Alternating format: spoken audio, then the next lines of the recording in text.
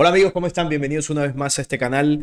Bueno, hoy tenemos un tema muy interesante con nuestro amigo William Matamoros del canal Despierta, este es el tiempo. Hoy vamos a hablar de uno de esos temas que él por lo general toca en su canal, acerca del tema de Yahvé, de su pueblo y de algunos aspectos de toda esta temática que no son tan conocidos, no se difunden, sobre todo en el mundo religioso.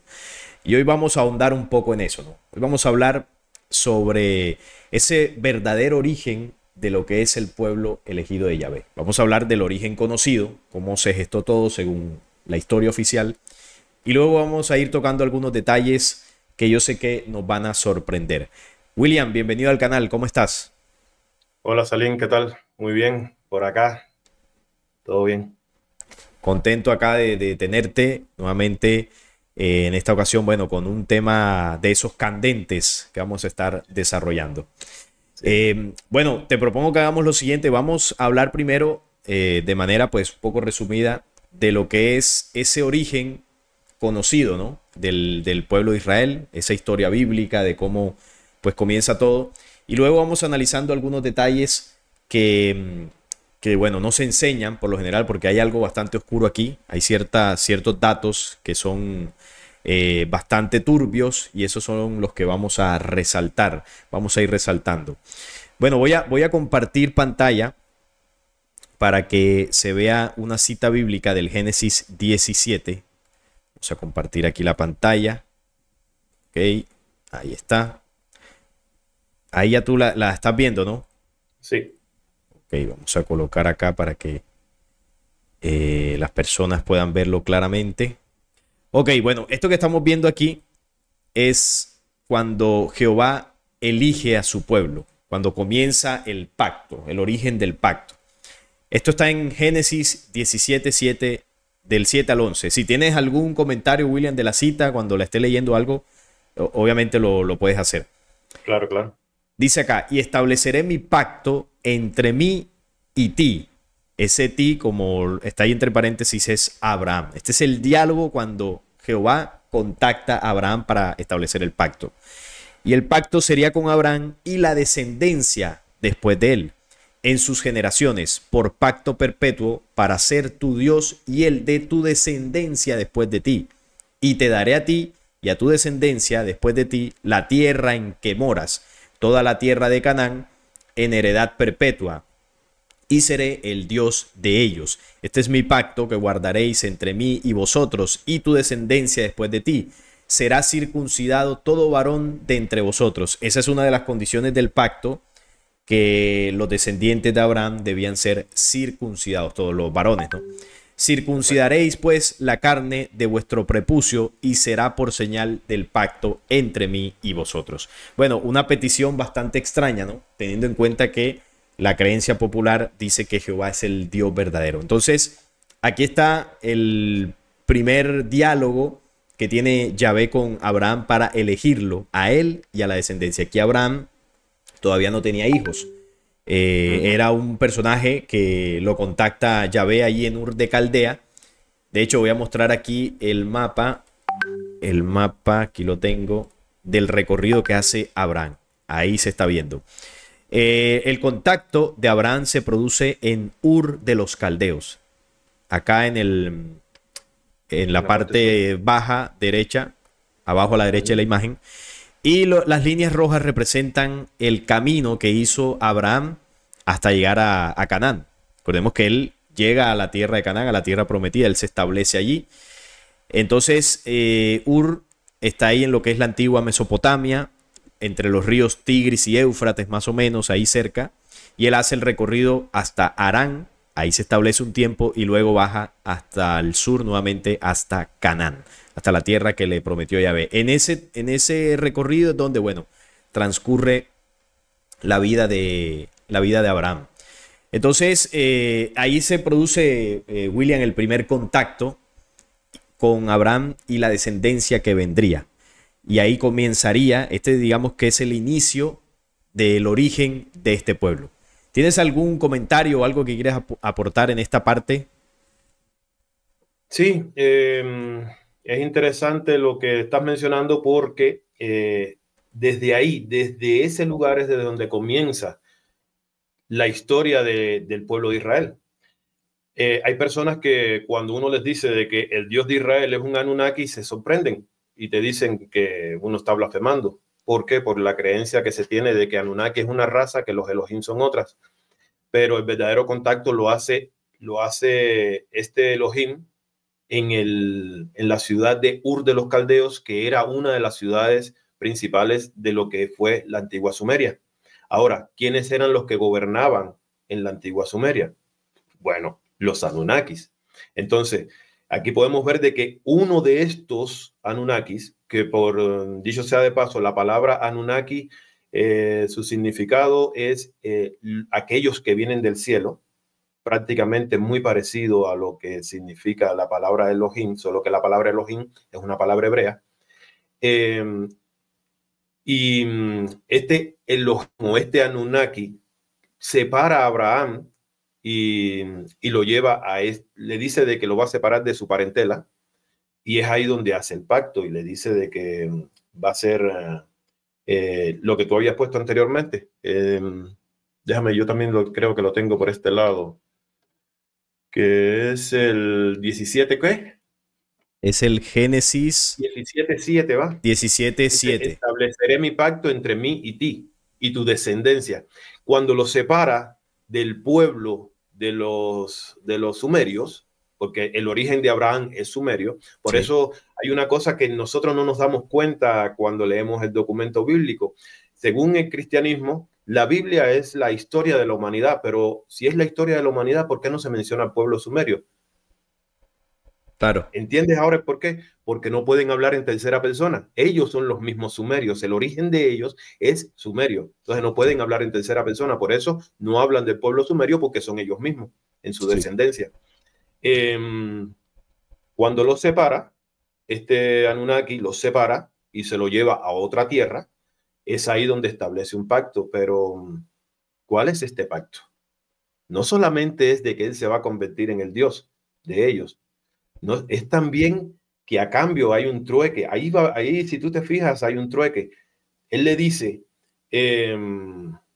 aquí está en el Génesis capítulo 12, creo, en el 13:12 dice, pero Jehová ha dicho a Abraham, vete de tu tierra y de tu parentela y de la casa de tu padre a la tierra que yo te mostraré. Sí, es Génesis capítulo 12, versículos del 1 hasta el 3. Y dice, y haré de ti una nación grande, y te bendeciré y engrandeceré tu nombre y serás bendición. Bendeciré a los que te bendijeren y a los que te maldijeren, maldeciré y serán benditas en ti todas las familias de la tierra. O sea, en este trueque, ¿verdad? En este trueque que hay, Jehová le dice de que le va a dar una tierra grande, le va a dar una generación o una descendencia grande, pero ¿a cambio de qué? A cambio de que él sea el Dios de ellos, su protector, porque antes de eso no era nada. Él no era nada, él solo era uno más del montón de los Anunnakis, ¿verdad? Sí. Un Elohim más. Y entonces, sí, era uno más. Entonces tiene que, para hacerse alguien, lo separa. Eso es la historia, más o menos. Después nos damos cuenta de que en realidad fue ese pueblito o esa familia a la que se le dio, ¿verdad? Pero en este momento es con Abraham el tema, Sí. ¿verdad? Que más adelante yo creo que podríamos poner hasta en duda si el personaje que se contacta con Abraham es el mismo que se contacta con Jacob. Sí, esa es una de Porque las, en de las Génesis incógnitas, capítulo porque incluso también se dice 9. que podían ser varios los que estuvieron en contacto Sí, con, o sea, no uno solo, no un solo Elohim, sino varios que estuvieron en contacto exacto. Y es que con ellos.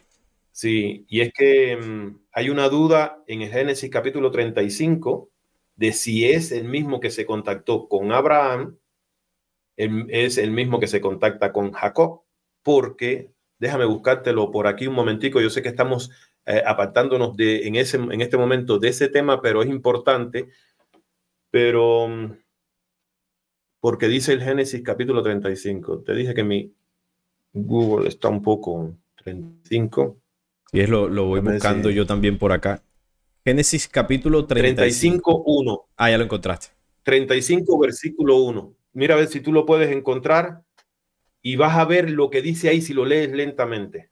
Génesis capítulo 35. Ya, A ver, aquí lo sí. estoy. Dios bendice a Jacob en Betel. Dice acá, dijo Dios a Ajá. Jacob, levántate y sube a Betel y quédate allí, y haz allí un altar al Dios que te apareció cuando huías de tu hermano Esau. Entonces Jacob dijo a su familia y Esaú. a todos Ahí los... está. No, no, no, no. Ahí, Sí, hasta ahí. ahí está. Hasta ahí dice, Dios o Elohim le dijo a Jacob, levántate y sube a Betel y quédate allí. Y haz allí un altar al Dios, o sea, aquel que se le apareció cuando él estaba huyendo de Saúl, Sí. aquel con el que tuvo la pelea, Sí, cuando ¿verdad? Jacob lucha con Entonces, Dios. esto deja la duda, ajá, esto deja la duda de que si el mismo que se contacta con Abraham y lo saca de Ur de los Caldeos es el mismo que se contacta después con Jacob, porque hay uno que parece que es mayor que le dice, no, ve y hazle un altar a aquel con el que tú peleaste, con el que se te apareció cuando huías Sí, sí, de tu parece hermano que, Saúl. porque aquí le estaría llegando un mensaje directamente de Dios a Jacob, según lo que dice la cita.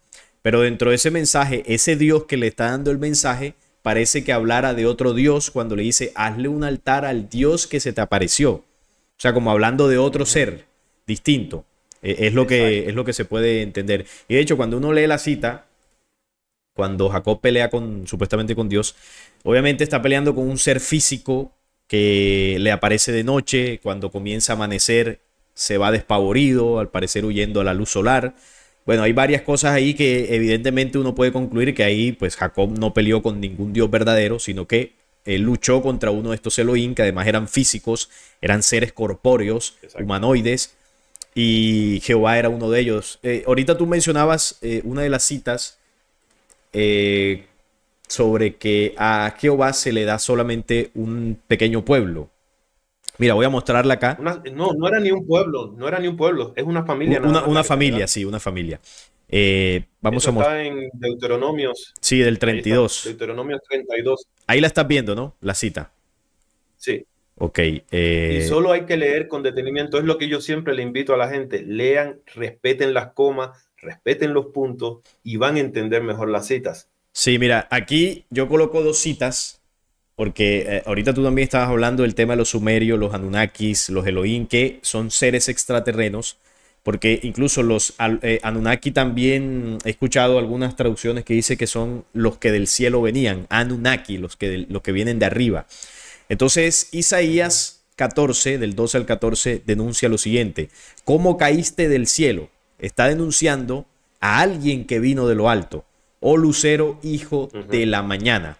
Hijo de la mañana está haciendo referencia al lucero del alba, que es la estrella de Sirio, la estrella de la mañana. Sirio es uno de los lugares de Ujú. procedencia de estos Elohim. Cortado fuiste por tierra, tú que debilitabas a las naciones, tú que decías en tu corazón, subiré al cielo en lo alto junto a las estrellas de Dios, levantaré mi trono y en el monte del testimonio, recordemos que Yahvé contacta dicta las leyes en uno de los montes. Se puede llegar a interpretar que ese Ujú. monte del testimonio podría ser el monte Sinaí. Me sentaré a los lados del norte, porque la rebelión principalmente se estableció en el norte del planeta, allá en Mesopotamia, antes en la Atlántida, que quedaba en el hemisferio norte, en lo que es los lados de Europa, Asia. Allí es donde el programa de control y el legado de estos Anunnaki se ha permanecido y ha sido más fuerte en la historia. Por eso dice, a los lados del norte me Ujú. sentaré, sobre las alturas de las nubes subiré y seré semejante al Altísimo. O sea que ese personaje busca hacerse semejante a alguien superior a él. Y luego, en Deuteronomio, hay una cita que de alguna forma tiene relación con lo que dice Isaías. Deuteronomio 32. Cuando el Altísimo, este es el Elión que vendría Ujú. siendo uno de los líderes de los Elohim, hizo heredar a las naciones cuando hizo dividir a los hijos de los hombres en las divisiones que hicieron los Elohim en los pueblos cuando comenzaron a elegir pueblos, estableció los límites de los pueblos según el número de los hijos de Israel, porque la porción de Jehová es su pueblo, Jacob la heredad que le tocó. Esa es la familia que tú dices, el pequeño pueblo que Exacto. le correspondió a Jehová, que hacía parte del grupo de los Elohim, comandados por el Altísimo o Elión, como lo denuncia Mauro Biglino. Adelante, William. Exacto.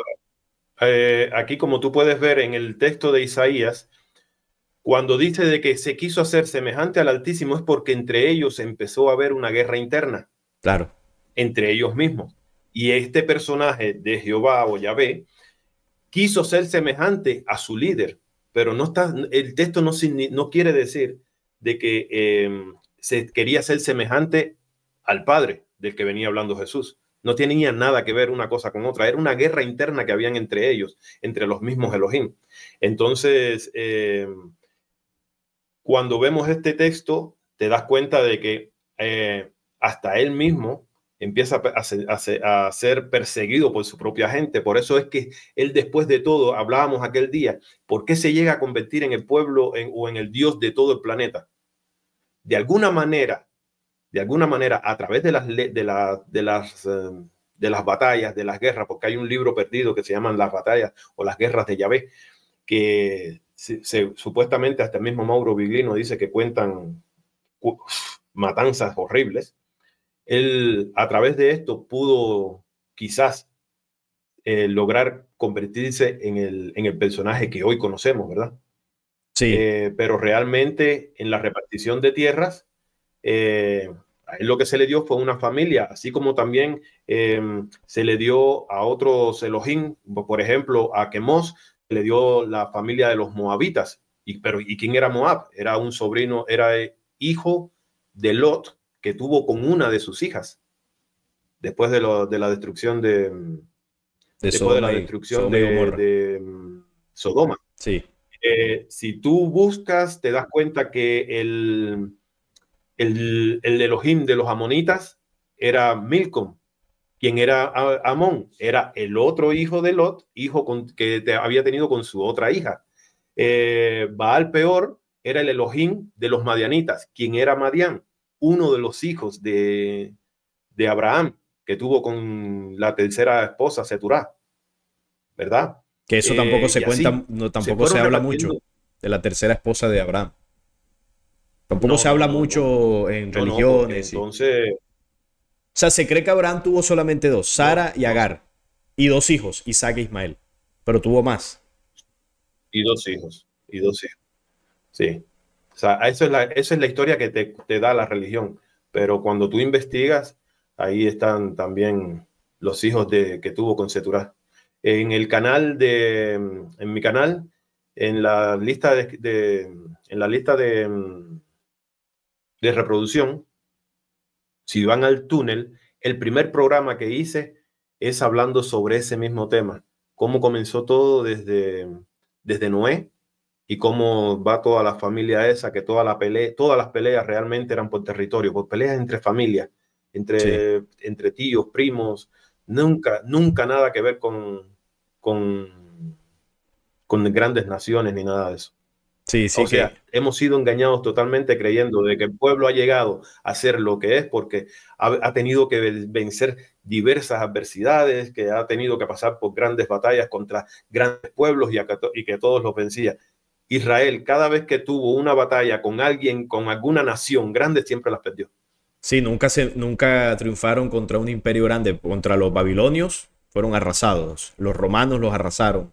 Fueron esclavos de los babilonios. Fueron, exacto. Y los enfrentamientos. Sí, no, y los enfrentamientos que ganó, como tú dices, siempre eran contra pueblos pequeños. Sobre todo contra los que estaban ahí en tierra de Canaán, que eran descendientes, o más bien eran familias, ¿no? Eran los descendientes de primos, de hermanos de ellos. Exacto. Hay algo curioso en la actualidad. Cuando tú dices la realidad de este pueblo, te tildan de antisemita, ¿verdad? Y eso es algo grave. En algunos países es hasta penalizado. Sí. Pero si tú hablas del otro lado, no pasa nada. O sea, cuando hablas de los árabes, de los palestinos, no pasa nada, pero son los mismos, son semitas iguales. Claro, Porque todos son habrá, semitas. los árabes de quién son descendientes, son descendientes de Abraham también. Y Totalmente. Abraham desciende al final de Sem, el hijo de Noé. O sea, todos son semitas. Entonces, hay una doble moral de realmente en la sociedad, en el sistema. Sí, tal cual. Todo por defender a un solo pueblo. No, y ahora vamos a entender por qué se defiende, qué es lo que se busca ocultar defendiéndolos. Porque esta historia tiene más detalles que pueden ser bastante oscuros. Mira, acá voy a mostrar el árbol genealógico, no sé si podríamos utilizar ese término, de cómo se distribuyó. Ahí lo estás viendo, ¿no? El pueblo de Israel. Esto es la historia Sí, conocida, por supuesto. El nacimiento de lo que es este pueblo, ¿no? Abraham, sí, antes de ser llamado por Yahvé, no era Abraham, sino Abram. En el Génesis 11 es una de las citas donde se puede conseguir esa referencia. Luego se le cambia el nombre a Abraham, y esto es después del pacto. Es decir, uno de los efectos del pacto con Yahvé es el cambio de nombre de este personaje. Luego, Abraham tiene dos hijos. Uno es Ismael, que es el mayor, es el primogénito, que ese es el que tiene con Agar. De Ismael desciende hacia futuro una corriente religiosa que conoceríamos como el Islam. El Islam tiene a Ismael como el hijo elegido por Dios, ¿no? Eso es lo que se cuenta de la versión del Islam con Alá, Mahoma y todo este cuento. Luego tiene a Isaac.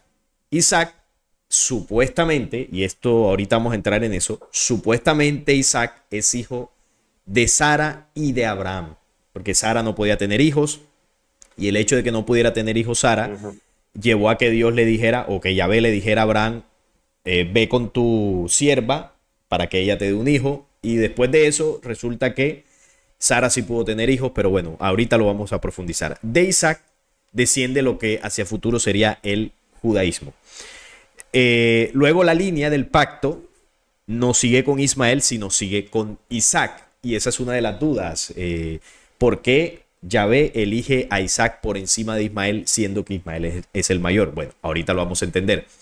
Isaac tiene dos hijos, Esau, que también es el mayor, y Jacob. Y resulta que Yahvé elige seguir teniendo el pacto con Jacob, a pesar de que era el menor. Jacob luego se le cambiaría el nombre por Israel en esa famosa cita que mencionábamos ahorita de cuando pelea supuestamente con Dios. Jacob tiene varias mujeres, tiene cuatro, ¿no? Raquel, Lea, Bila y Silpa. Y con ellas tiene los hijos que representarían las 12 tribus de Israel. Con Raquel tiene a José y a Benjamín, con Lea tiene a Rubén, Simeón, Leví, Judá, Isaacar, Zabulón y Dina. De Bila tiene Adán y Neftalí. Y con Silpa tiene Gad y Aser. Esos son los nombres de las 12 tribus de Israel. Es decir, las 12 tribus son todos los descendientes de los hijos de Jacob. Ese es el pueblo de Israel, los israelitas en la antigüedad. En el caso de Leví fue apartado porque serían los encargados del templo y el sacerdocio. Todos ellos descienden bueno, más bien Moisés, Aarón y Elazar descienden de los levitas, porque el tema de Moisés fue posterior.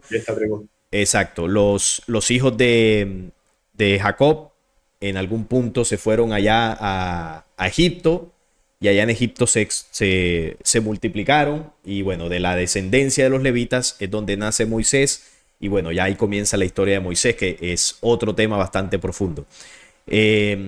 William, bueno, aquí quisieras acotar algo para entrar de una vez a la parte de el segundo hijo de Abraham, que es Isaac. Sí, llama la atención de que no se toma en cuenta a Ismael siendo el mayor, ¿verdad? Y, y que las personas, sobre todo dentro de la religión, no se dan cuenta que algo hay oscuro detrás de eso también. Con lo que es también el nacimiento de Isaac. Y ahí es donde viene la parte oscura y por qué la elección de Isaac y no de Ismael. Y es algo que es la pelea continua entre judíos y islámicos, por la pelea entre quién tiene la primogenitura, ¿verdad? Entonces, sí, creo que sería bueno que empezáramos a tocar esa parte oscura. Y dejar claro también algo, que quien lee bien se va a dar cuenta de que esto es una curiosidad, que también lo pueden encontrar en mi canal. Tengo el video que se llama Ismael e Isaac, el epicentro del mal. Quien fue o quien iba a ser sacrificado no era Isaac, era Ismael, ¿verdad? Porque el mismo texto, aunque dice Isaac, deja claro cuando dice que le pide a su único hijo, a su único hijo. ¿Y quién era en ese momento su único hijo? Ismael. Todavía no había nacido Isaac. Claro, eso es lo que dicen algo curioso los que árabes. No se enseña tampoco. Eso lo dicen los árabes de que, bueno, dentro del mundo del Islam. No, y la Biblia también lo dice. Sí, que el que iba a ser sacrificado era Ismael y no Isaac. Exacto, pero aunque en la Biblia, aunque no dice de que el nombre Ismael, el que está puesto es Isaac, te das cuenta porque hay una frase clave cuando dice que le pidió a su único hijo, ¿verdad? A su único. Entonces, su único hijo en ese momento era Ismael.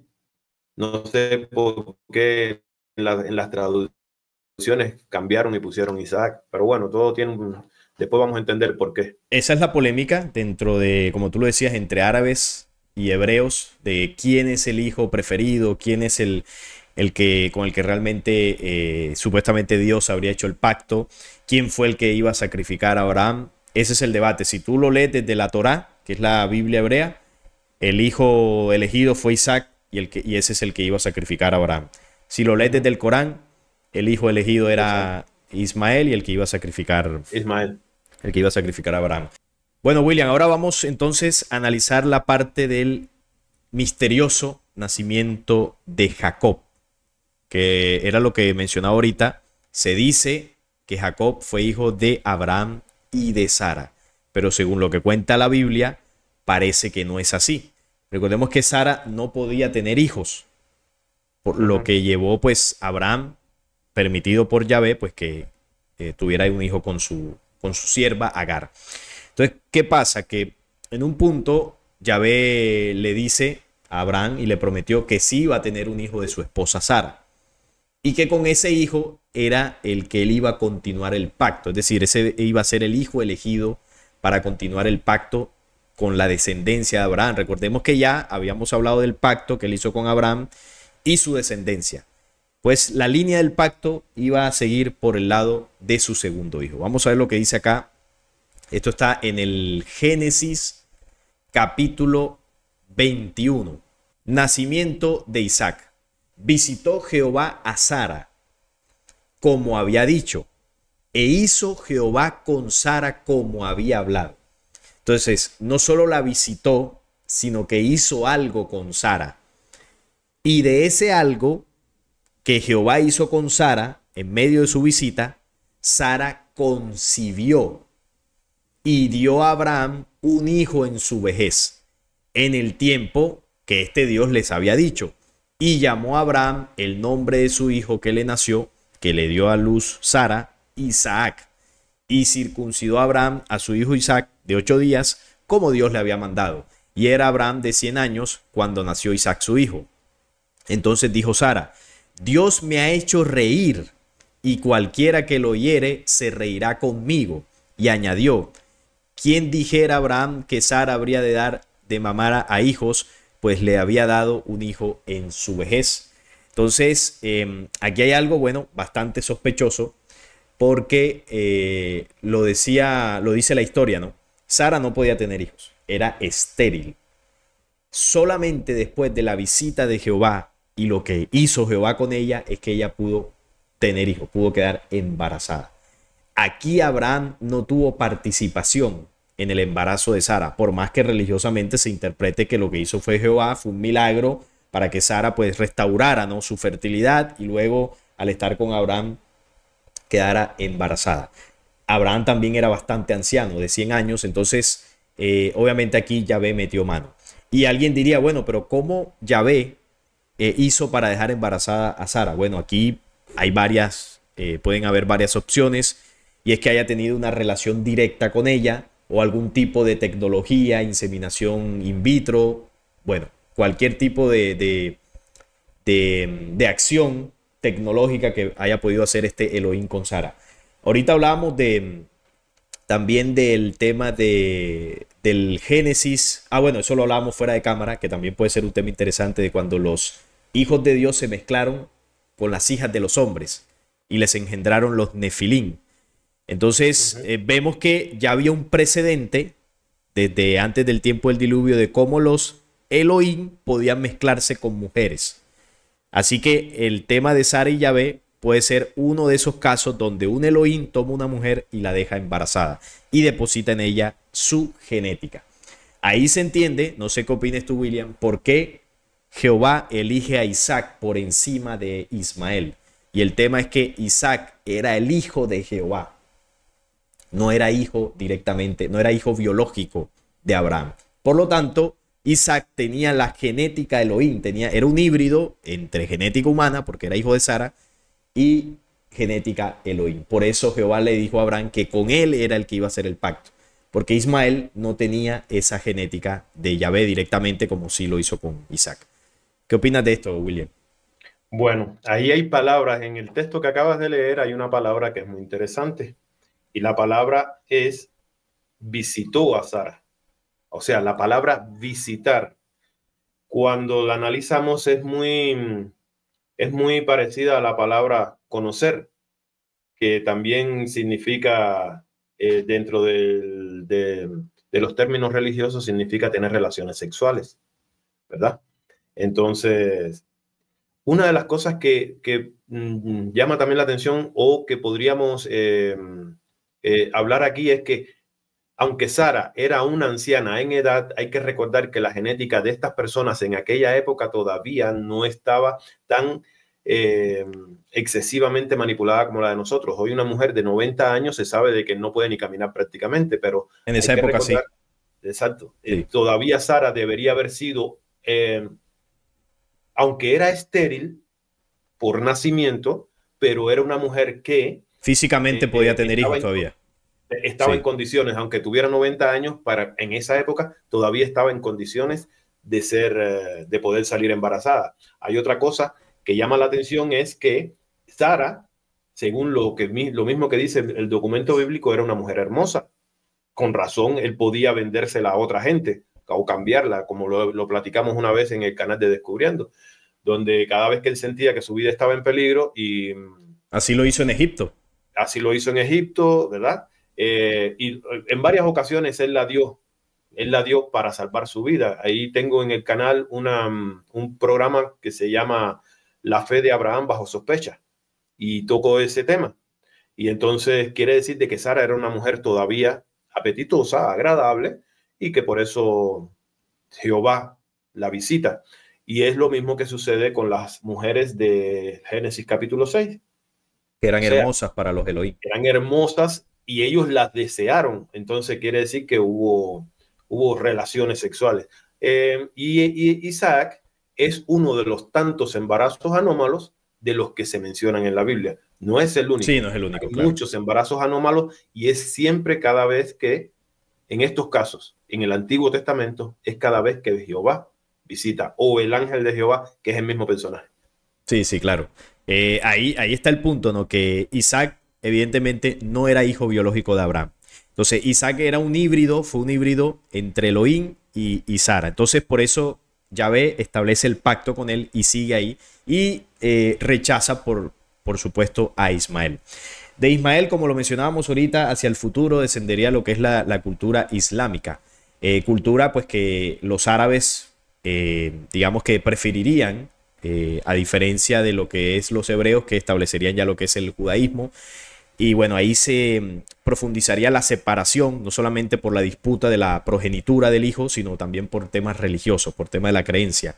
Se separarían ambas razas. Entonces, el tema de los árabes, que ahorita lo mencionábamos, son descendientes también de los pueblos semitas. Por lo tanto, es un pueblo hermano. Los árabes son pueblos hermanos de los hebreos. Y bueno, siempre ha estado el odio y la disputa. Pero ¿qué pasa? Que hablando en términos de genética, si bien los árabes tienen la herencia de los Elohim, porque a estos pueblos los eligieron también, tú ahorita lo mencionabas, algunos Elohim que fueron eligiendo estos pueblos, ellos tienen esa herencia, ese legado de enseñanzas, de costumbres que los Elohim le legaron. Y ellos, al replicar esto, lograron grabar en su genética un comportamiento hostil que fue enseñado por estos falsos dioses. La diferencia de la genética de los árabes con la de los hebreos es que la herencia de los Elohim en los árabes fue aprendida a través del comportamiento y la herencia.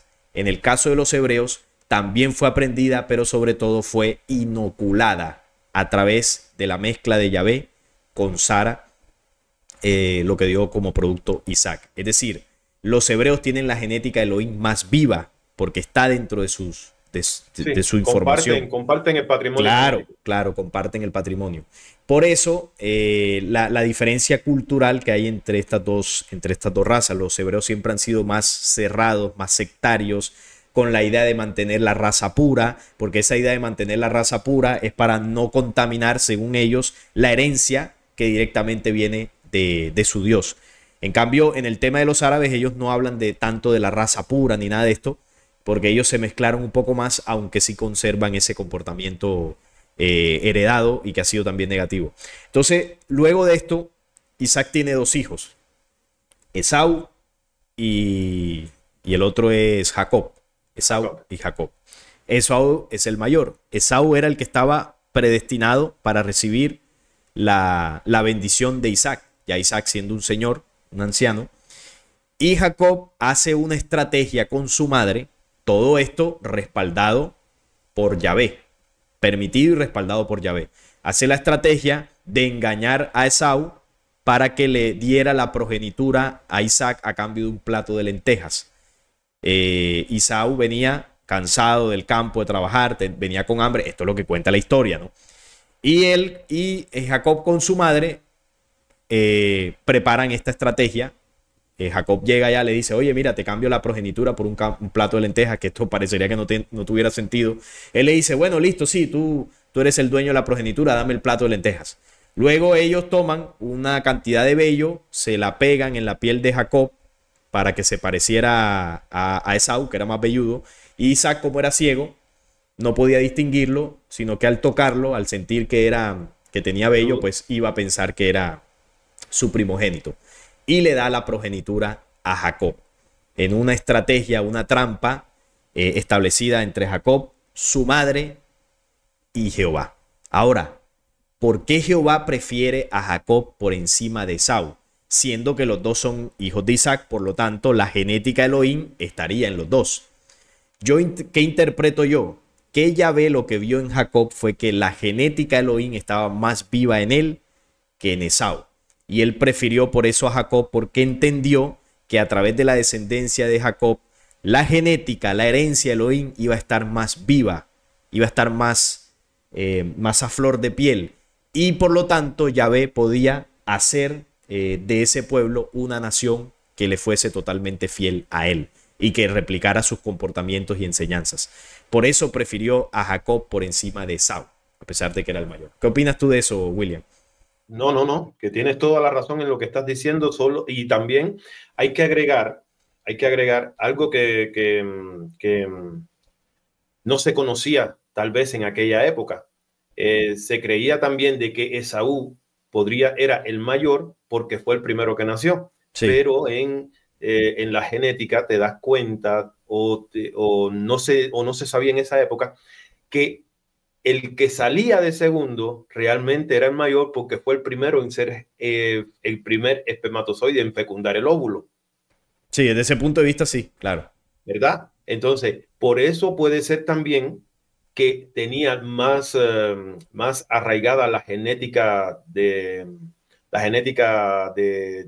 Jehová, porque en realidad él era el primero. Jacob era el primero, solo que al nacer fue el segundo, pero fue el primero en ser fecundado. No, y también se ve en el comportamiento, la genética más pura de los Elohim, en ese comportamiento tramposo que él gestó con su madre. Entonces por eso Yahvé lo prefiere, porque Esaú era un poco diferente, a pesar de que Esaú se burlaba de su hermano, no se llevaba muy bien.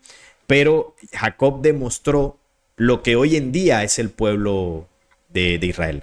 La trampa, Exacto, la la traición, trampa. el fraguar en lo oculto los planes para dominación, para lograr sus intereses. Eso lo demostró Jacob. Entonces, también por ese lado, pues Yahvé dice, bueno, este es el que con este es el que yo voy a tener una descendencia más afín a los intereses de los Elohim. Y bueno, ahí es donde a partir de Jacob surgen las 12 tribus. Y dentro de las 12 tribus, hay tribus que tienen esa genética más viva que otras. Por ejemplo, se dice que la tribu de Judá es la que puede tener esa genética más viva. Porque de Judá es donde desciende, bueno, varios de los reyes que ellos tuvieron y todo este cuento. Y otra de las tribus que tiene esa genética también viva, que es la famosa tribu perdida, que es la tribu de Dan. De Dan. Que es de donde, según algunas profecías, surge la línea de sangre del anticristo. Del anticristo. Entonces, estas son las dos tribus. Se dice que la tribu de Dan es perdida porque buscan proteger esa línea de sangre para que no se mezcle con otras cosas. Ese es el Santo Grial, ¿no? Que se habla en algunas teorías de conspiración y todo esto. El Santo Grial no es ni el vientre de María Magdalena, ni la línea de sangre de Jesús, ni una copa. El Santo Grial es la sangre que desciende de los Elohim hasta el anticristo.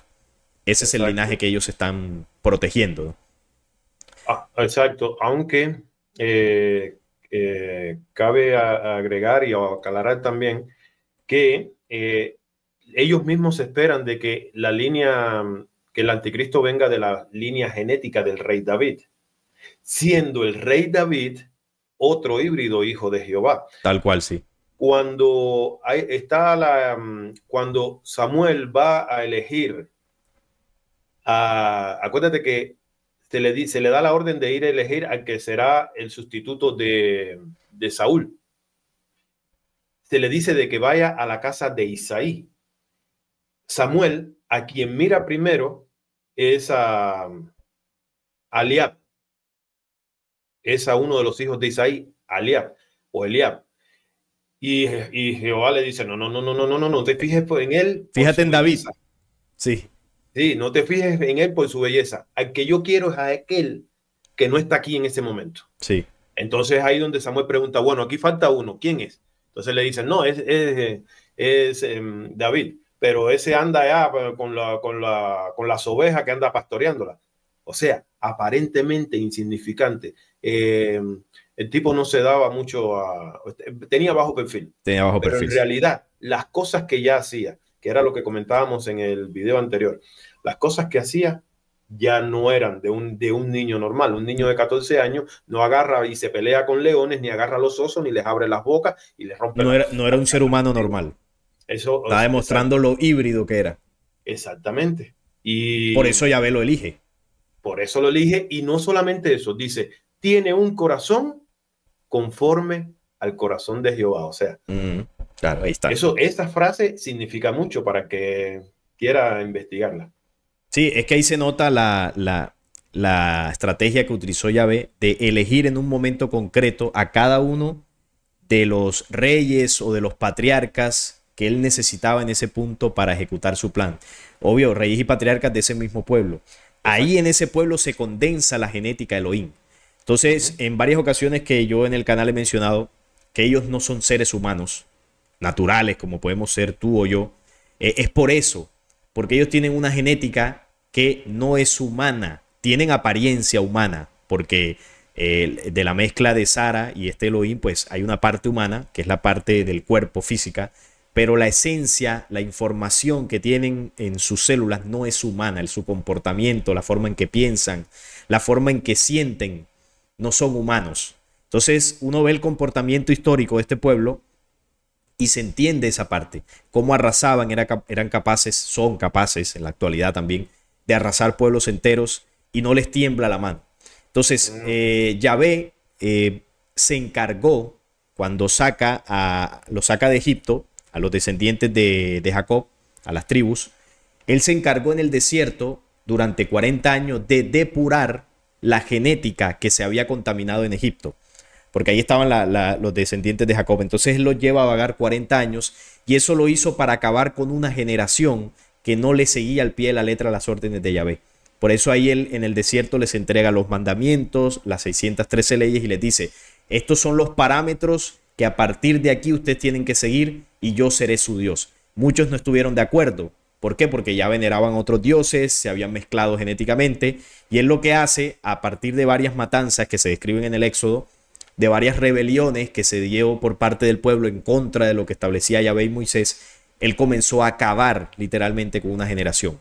Entonces los que iban naciendo durante esos 40 años o los que estaban pequeños e iban creciendo, fueron los que terminaron entrando a tierra prometida, porque fueron los que se volvieron fieles a Yahvé y digamos que surgió en ellos, salió en ellos esa genética de Elohim que Yahvé fue despertando y estimulando durante esos 40 años. Entonces cuando ya llegan a tierra de Israel, bueno, en ese momento todavía no era la tierra de ellos, a la tierra prometida, Moisés no puede entrar, porque Moisés en un punto se rebela también. Entonces Yahvé le dijo, no, tú tampoco vas a entrar. Aquí el que va a comandar es Josué, que era un líder militar de lo más perverso que se puede ver en la Biblia, muy parecido a lo que fue David. Entonces fueron comandados por Josué y bueno, quien se lea el libro de Josué, ahí está la descripción de las batallas que hicieron en contra de los pueblos de Canaán, que eran hermanos, eran familia, eran pueblo familia, que era lo que tú decías, contra ellos ganaban las batallas, porque eran pueblos pequeños y además los ayudaba Yahvé, que no es un dato menor. Entonces así fue que ellos establecieron esto y ahí demostraron genéticamente hablando de lo que eran capaces. Por eso Yahvé los reforzó ahí como pueblo y las ocasiones en que ellos no le fueron fiel a Yahvé, Yahvé les quitó la ayuda que les daba y ahí es donde ellos eran arrasados por imperios o pueblos mayores. Pero luego cuando se da el exilio a Babilonia, ahí bueno, estuvieron 70 años, ellos regresan y ahí digamos que se terminó de establecer el tema del monoteísmo, porque una de las cosas que Yahvé permitió, ¿no?, que se hiciera ese tema de la invasión de Babilonia y se lo llevaran para allá, era porque en ese punto varios de ese pueblo, o una gran parte de ese pueblo, comenzaba a adorar otros dioses. Bueno, Yahvé lo que hizo con eso fue exterminar de manera definitiva el culto a otros dioses. Incluso ahí entra lo que era el tema de Asherá, que se les prohibió adorarla, que era supuestamente la esposa de Yahvé. Y él cuando los lleva a Babilonia y los regresa, les permite regresar otra vez, ahí fue donde se estableció de manera definitiva el culto exclusivo a un único Dios, que es Yahvé. Y eso los rabinos se encargaron de terminar de afianzar esa creencia. Y bueno, ya a partir de ahí la historia que conocemos. Exacto.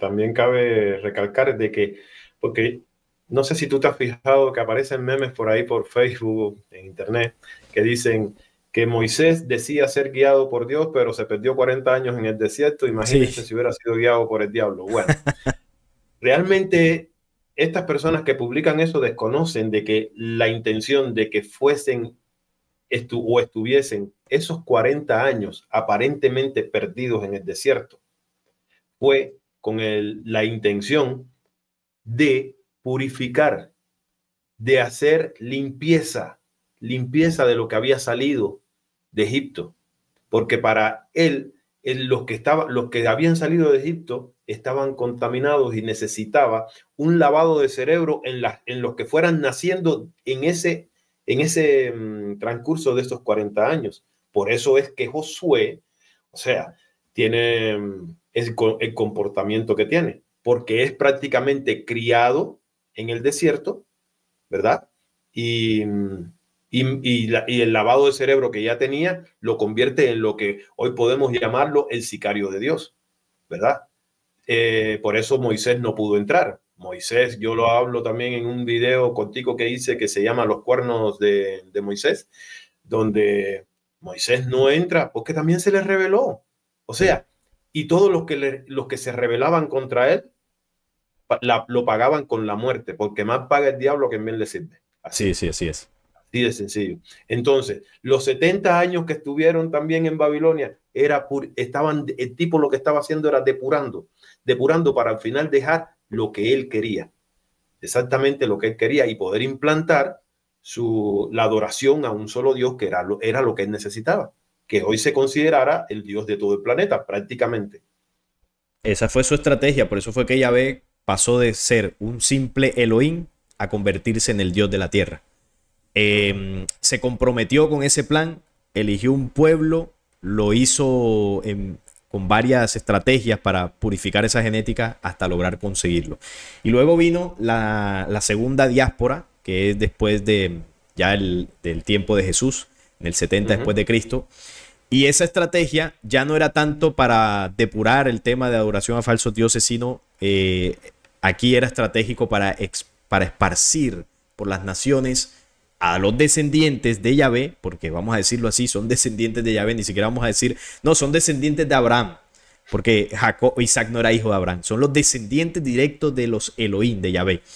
Los esparce por el mundo con la estrategia de que ellos se coloquen, se vayan colocando en distintas naciones en puestos de poder, vayan haciendo influencias, y derivado de la diáspora del 70 después de Cristo es que hoy tenemos un mundo gobernado en los puestos más altos a nivel mundial, en las multinacionales, incluso en las presidencias, por ellos. Ellos están en todos lados, son los que son los dueños de los bancos, de las petroleras, de multinacionales, están en presidencias, dirigen la ONU. Bueno, vemos que hacen lo que hacen y nadie les dice nada. Entonces esa fue la estrategia, esparcirlos por todo el mundo para luego volver a reunirlos en su tierra prometida. Y ahí, una vez regresen, poder retomar Jerusalén, el tercer templo, y ahí sí pues traer Yahvé a su Mesías, que como tú lo decías en alguno de tus videos, ese Mesías podría ser el mismo espíritu de Yahvé encarnado en un cuerpo físico. O sea, él mismo gobernando en ese tercer templo. Por eso dice el Nuevo Testamento que él se hace pasar por Dios allí, o sea, como el Dios de la tierra, ¿no? No, hay algo curioso. Bueno, estaba tratando de buscarlo aquí, pero tengo problemas ahorita con las búsquedas en Google. ¿Qué estabas buscando? En el pacto que hace este personaje con Abraham, hay una frase que él le dice, y le dice: mira para el norte, al sur, al oriente y al este, y toda la tierra que tú veas, esa te la daré. Voy a buscarlo acá mientras lo mencionas. ¿Verdad? Ahora, eso tiene implicaciones grandísimas al día de hoy. ¿Por qué? Porque cuando tú hablas de la diáspora del año 70, cuando Tito, el emperador, se mete en Jerusalén y destruye el segundo templo y destruye Jerusalén, todos estos judíos o todas estas personas se esparcen por el planeta entero, y incluyendo la América, porque Colón no fue quien conquistó América, ni quien la descubrió. Y lo hacen con esa intención, es de recuperar lo que se le había prometido, o de tomar poder de aquello que se le había prometido. O sea, cuando religiosamente en la congregación te dicen, no, porque ahí lo que Jehová le estaba dando a entender era de que le iba a dar la tierra de Canaán, porque es la tierra prometida, esa tierra de la cual sale leche y miel. No, le estaba dando el planeta entero. Aquí tengo la cita. Todo. ¿Ya la tienes? Sí, mira, la voy a leer para que se complemente lo que estás diciendo. Esto está en el Génesis 13 del 14 al 17. Y Jehová dijo a Abraham, después que Lot se apartó de él, le dijo: alza ahora tus ojos y mira desde el lugar donde estás hacia el norte y el sur y al oriente y al occidente, porque toda la tierra que ves la daré a ti y a tu descendencia para siempre. Y haré tu descendencia como el polvo de la tierra, que si alguno puede contar el polvo de la tierra, también tu descendencia será contada. Levántate, ve por la tierra, a lo largo de ella y a su ancho, porque a ti te la daré. Aquí está claro lo que tú dices. No está hablando solo de la tierra de Canaán. Porque cuando tú te levantas a mirar al horizonte y ves al norte, al sur, al oriente y al este, eso no tiene un límite. Es decir, es todo lo que puedas ver.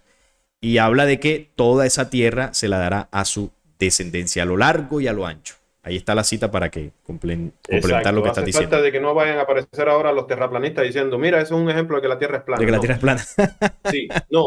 Te daré la Imagino, tierra plana, le dijo Yahvé a Abraham. sí, ahí me imagino de que él lo levantó en una de sus naves y lo hizo ver Claro. todo el planeta completo y le dijo, toda esa tierra te la daré, ¿verdad? Y es ahí donde, por eso es la diáspora. Es que todo, detrás de todo, aparentemente, hay, podemos, mira, se nos ha enseñado de un pueblo sufrido, de un pueblo que ha sido esclavizado por uno, por Mancillado. otro. Realmente todo ha sido una estrategia. Todo ha sido una estrategia bien planteada, bien calculada. Lo del 70, esa fue una de las estrategias, de las mejores estrategias, porque la termina de culminar con Hitler y su supuesto, la palabra que no se puede decir, Sí, claro. ¿verdad? ¿Verdad? Porque realmente ni fue la cantidad que se menciona en la historia y lo que realmente se hizo fue un sacrificio de un grupo de personas que yo soy de los que trato de ser más consecuente a veces. Yo no creo de que todos ellos sean iguales. Creo que el Claro, sí. hebreo, el israelita de a pie, ese, No, no es pero que igual. los que están en la cúpula, lo que es la parte del sionismo, esta gente sí no son. Es que era lo que Esta te gente, decía ahorita, William. No todas las tribus descendientes de Jacob tienen la genética tan viva como algunas otras. Entonces yo te hablaba que las que tienen mayor influencia son las de Judá, la de Dan, los sí, entonces, levitas. Hay unos exacto. que no es tan fuerte esa herencia. Sí, no. Hay unos que ni siquiera les interesa la religión para nada. Claro, sí. Entonces, esta estrategia de lo que sucedió con Hitler fue con un solo objetivo: hacer legal frente al mundo entero la entrega de un pedacito de tierra, ¿verdad? Creo que se les dio el 51% en la resolución 181-47 en la ONU. Sí.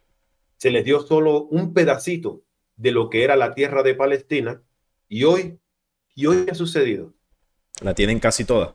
La tienen casi toda. Y también con otra estrategia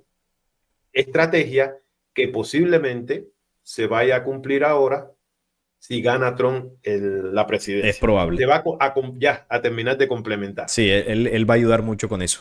Sí, lo que tú mencionabas, lo del 70 después de Cristo fue para cumplir la promesa que Yahvé le hizo a Abraham. Toda esta tierra te daré. Y por eso se Exacto. esparcieron, hoy dominan el mundo y van a regresar para culminar el plan ahí en su ciudad y en su templo.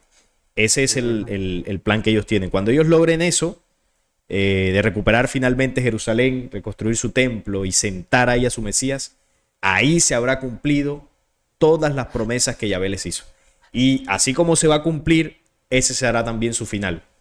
Porque, Exacto. bueno, aquí estamos hablando de la rebelión de un pueblo elegido por un falso Dios y sus planes de control, pero también pues está la otra parte, que son las fuerzas de la luz, de justicia, que precisamente se van a desatar en ese tiempo para limpiar todo el planeta de esa mano negra que, bueno, que ha hecho todo un proceso de manipulación y control aquí. El legado del falso Dios será completamente borrado.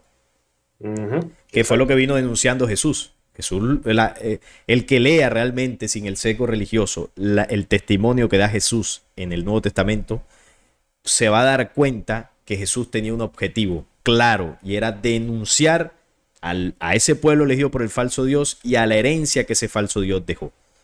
Por eso él nace allá, en el nido de la serpiente, para denunciarlos directamente y decirles que iban a ser destruidos, porque él les canta la tabla, como decimos por acá. Dice, de ustedes no va a quedar absolutamente nada, ni piedra sobre piedra va a quedar del templo y de toda la herencia que Yahvé dejó en ellos. Les dice, ¿cómo escaparéis del juicio del infierno? Serpientes, generación de víboras, les dice. O sea, está claro que hay una sentencia de destrucción contra ellos. O cuando les dice Jerusalén, que varias veces quise juntarlos como la gallina junta sus polluelos debajo las alas y no quisisteis. Mateo 23. Matasteis a los profetas desde Abel el justo hasta Zacarías, que murió entre el altar y el templo. Toda la sangre de los justos les será cobrada, dice. O sea, hay una sentencia muy clara y que en el momento que ellos cumplan definitivamente su plan y el anticristo asome la cabeza sobre la superficie, lo van a destruir y bueno, ahí ya el que entienda y sepa de profecías sabe lo que va a ocurrir con ese programa oscuro. Sí, no, y esto es vaya, eso que acabas de decir de Jesús es la muestra más grande de que Jesús no tiene nada que ver con este personaje. Pues claramente lo denuncia. Siempre está en contraposición con él y con sus mandamientos. Aunque aparentemente a través de la traducción nos hagan creer de que Jesús era de ellos. Sí, de que realmente él venía en nombre de Jehová. No es así. Por eso yo siempre les digo, cuando los invito a que lean, les digo, respeten las comas, respeten los puntos, no lean a lo loco, porque si no, no se entiende. Juan capítulo 8, versículo del 37 al 47, eso está más claro que el agua, ¿verdad? Y aquí se pierde el que le da la gana de perderse, al que quiere nada más que confiar en el pastor y no cree ni siquiera en sí mismo, no confía ni en sí mismo ni en lo que lee, ¿verdad? Y hablando porque puede ser que hayan personas que nos están viendo que digan, bueno, pero Jesús también tuvo un nacimiento anómalo. Sí, pero es diferente. Sí, es diferente. No, ahí... Si buscan, es diferente. Sí. ¿Verdad? No se puede comparar aquellos embarazos anómalos con el embarazo anómalo de María, ¿verdad? Porque es muy diferente. Sí, uno fue con intervención directa de los Elohim, algunos con tecnología de reversa. El de Jesús fue tecnociencia espiritual, vamos a utilizar ese nombre. Ahí hubo una condición espiritual que tenía María, obviamente, y bueno, ahí se movieron leyes que para nosotros son desconocidas, porque ¿cómo lo hicieron? Ni idea. Pero ahí no se violentó ninguna ley, ni se utilizó inseminación artificial, como muchos dicen.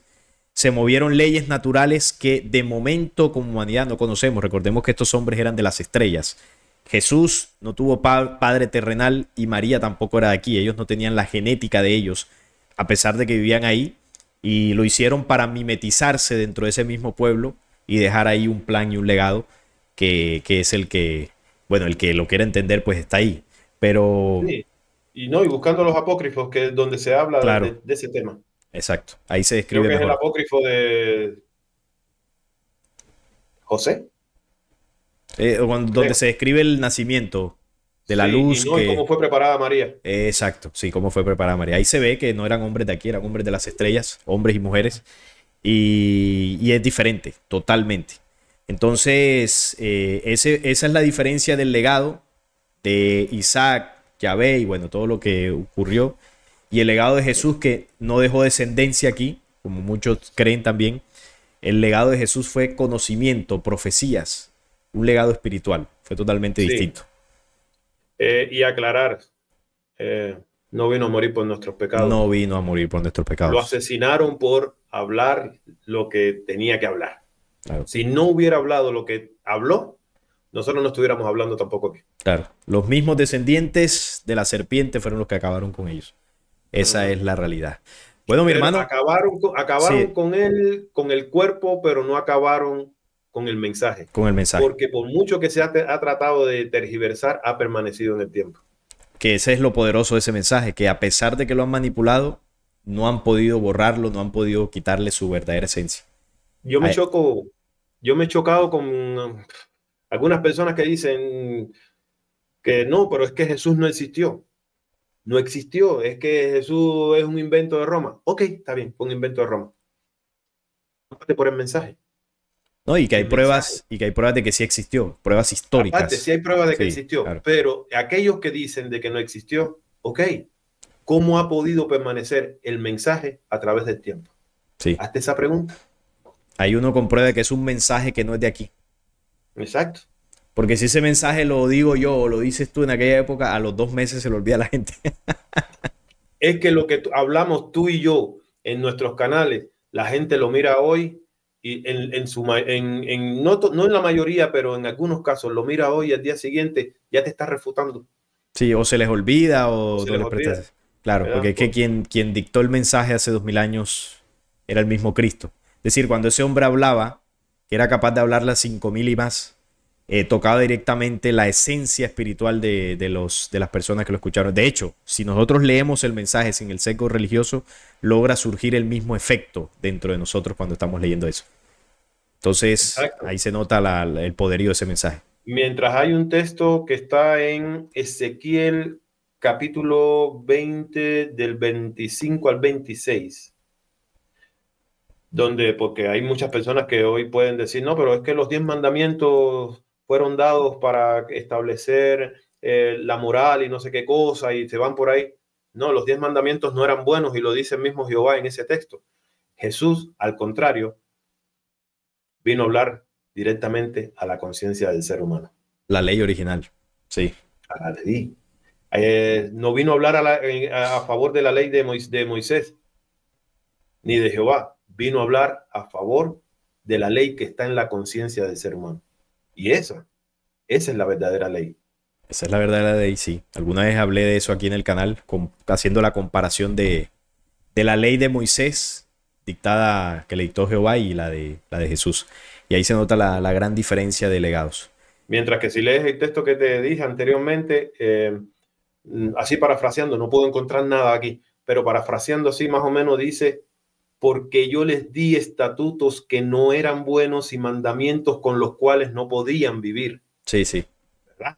O sea, los 10 mandamientos eran para destrucción del hombre. Total, ahí en el video que te digo lo menciono. ¿Cuál es el efecto psicológico, espiritual que generan los 10 mandamientos en la conciencia humana? Que de hecho provienen estos mandamientos de culturas anteriores, de Egipto, de Sumeria, y el pueblo de Israel los toma para establecer sus leyes. Bueno, mi hermano, yo creo que hemos abarcado el tema hasta un punto bastante amplio. Hemos tocado los puntos más importantes que queríamos manejar y yo creo que por hoy podemos dejarlo en este punto. La audiencia pues ya tomará lo que considere, lo que le sirva, lo demás lo pueden profundizar, pueden seguir investigando. Aquí mostramos algunas citas y por supuesto esta es nuestra visión, nuestra investigación y es lo que traemos aquí para seguir contribuyendo, ¿no?, en ese proceso de aprendizaje y de búsqueda que cada uno de nosotros tiene. William, te agradezco una vez más por estar aquí en el canal. Gracias por tu tiempo y por tus aportes, tus investigaciones. Y bueno, unas palabras finales que quieras decir a la audiencia. No, gracias también por haberme invitado. Ya sabes que estoy a la disposición cada vez que se pueda. Y a la audiencia, señores, agarren lo que a ustedes les resuene. Lo que no, deséchenlo, pero no rechacen, ¿verdad? No se vayan a la ligera. Siempre digo lo mismo. Rechazar no es bueno. Rechazar es algo negativo para tu mente y para ti como persona. De lo que hemos hablado, investiga. Antes de hacer cualquier juicio, investiga. Investiga y estoy seguro de que aquel que busca siempre va a encontrar, siempre encontrará. Así es, mi hermano, gracias. Bueno, un fuerte abrazo para todos los que estuvieron ahí conectados. Les recomiendo el canal de William, Despierta, este es el tiempo. Lo voy a dejar en la descripción de este video para que lo sigan y apoyen su contenido. No es más por el día de hoy, nos vemos en un próximo video.